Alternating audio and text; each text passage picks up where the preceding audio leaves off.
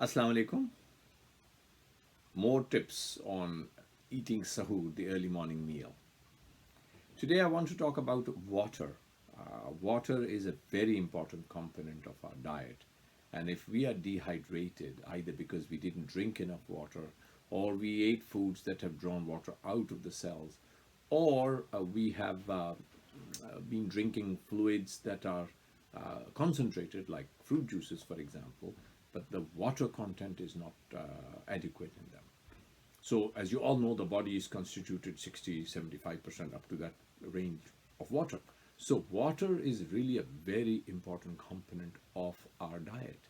And in the mornings, we have to replace some water for the whole day, particularly if we are planning to be outside. And although it's not warm right now in this part of the world, the fact is warmth can affect the amount of perspiration that occurs from the body. So water is essential.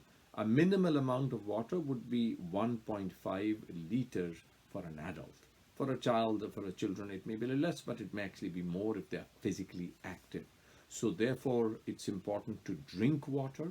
There's one recommendation. Is to just have 2 cups of water in the morning before sahur time finishes. Most of our water replacement will happen in iftar time, and I'll talk about it in another presentation, inshallah.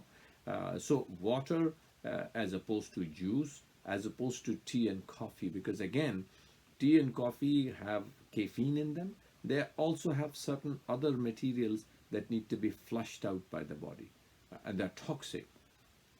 So that's why people who are fond of their tea and their coffee, please try and restrict that amount in Ramadan. Please try and reduce it to the best of your abilities before Ramadan. It probably won't happen now because Ramadan is literally on our, it's right around the corner. But I'm saying that water content should not be predominantly from tea and coffee. It should really be plain water, and it should be placed so that it can be drunk during some portion during sahur. Most of it probably will be in the late part of the day because morning time is really difficult for people to drink a lot of water.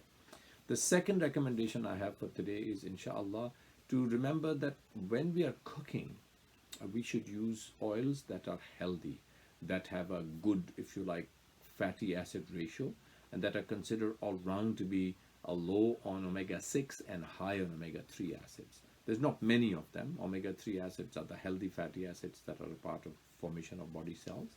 So that's not something we can necessarily get a lot from, but if we use oils that have high omega-6 content, this is considered to be unhelpful and even unhealthy.